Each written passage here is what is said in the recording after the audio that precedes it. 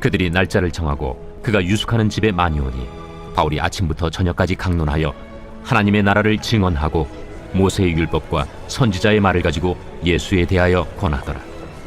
그 말을 믿는 사람도 있고 믿지 아니하는 사람도 있어 서로 맞지 아니하여 흩어질 때에 바울이 한 말로 이르되, 성령이 선지자 이사야를 통하여 너희 조상들에게 말씀하신 것이 옳도다.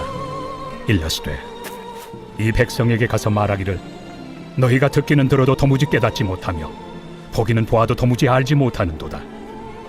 이 백성들의 마음이 우둔하여져서 그 귀로는 둔하게 듣고 그 눈은 감았으니 이는 눈으로 보고 귀로 듣고 마음으로 깨달아 돌아오면 내가 고쳐줄까 함이라 하였으니 그런즉 하나님의 이 구원이 이방인에게로 보내어진 줄 알라. 그들은 그것을 들으리라.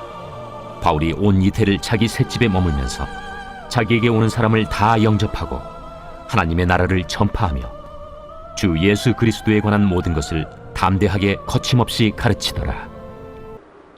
오늘의 본문은 사도행전의 마지막 장면입니다. 로마에 온 바울은 일종의 가택연금을 당하게 되는데요. 바울을 만나러 여러 사람들이 찾아오게 됩니다. 23절을 보면 몇몇 유대 지도자들이 특정 날짜를 정해서 바울을 찾아온 것 같습니다. 아침부터 저녁까지 바울은 그들에게 하나님의 나라를 증언하고 예수에 대하여 권하였다고 하는데요. 하나님의 나라에 대해서는 유대인들과 바울 사이에는 큰 이견이 없었을 것입니다. 하지만 예수님에 대해서는 서로 의견이 많이 달랐을 것입니다. 24절부터 보면 바울의 말을 믿는 사람도 있고 믿지 않는 사람도 있었다고 하죠. 믿지 않으려고 하는 사람들과 바울은 과격한 논쟁을 하면서 험악한 분위기에서 모임이 끝난 것 같습니다.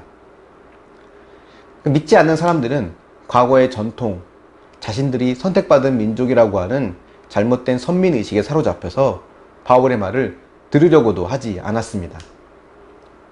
우리는 오늘날 수많은 말씀과 설교를 접하게 됩니다.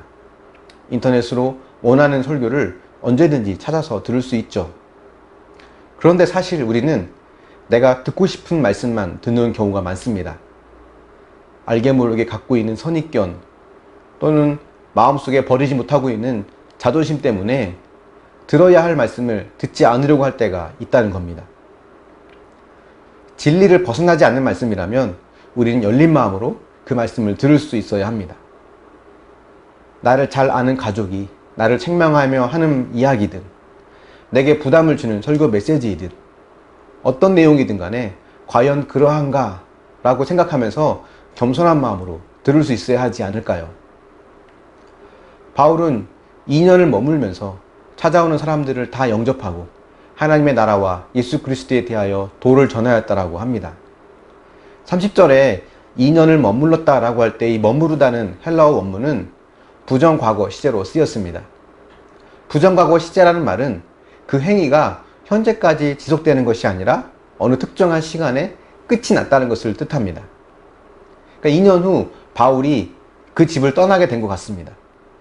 다시 전도 여행을 떠났는지 아니면 순교를 당했는지 정확히 알 수는 없죠.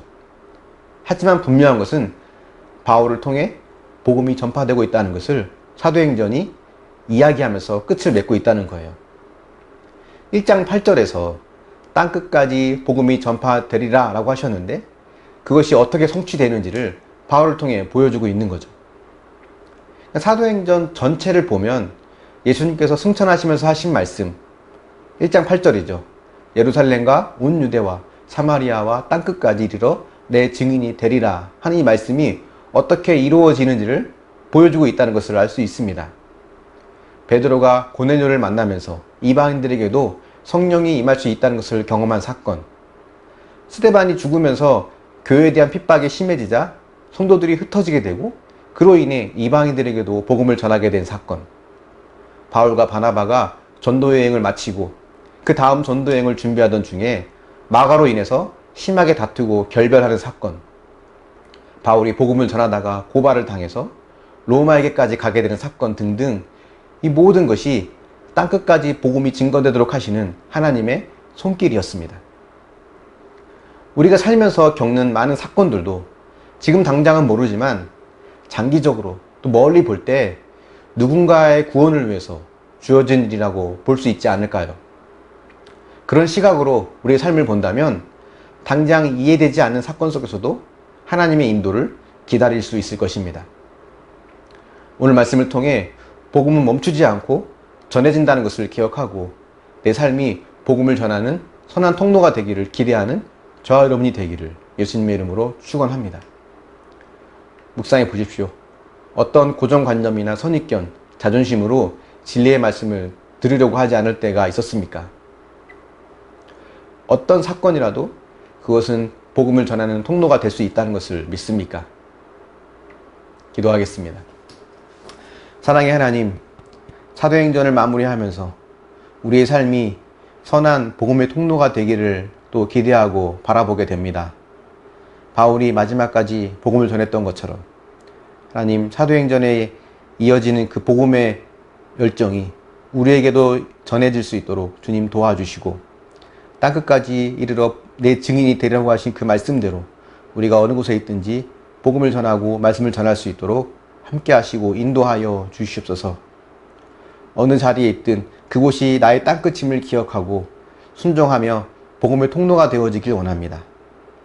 또한 잘못된 선민의식, 자존심, 고정관념 때문에 참 진리를 듣지 못하고 거부하는 어리석은 유대인들처럼 되지 않고 겸손하게 과연 그러한가 하며 말씀에 귀를 기울이고 나를 향한 쓴소리까지도 잘 들을 수 있는 믿음의 사람이 되게 하여 주시옵소서. 감사드리며 예수님의 이름으로 기도합니다. 아멘.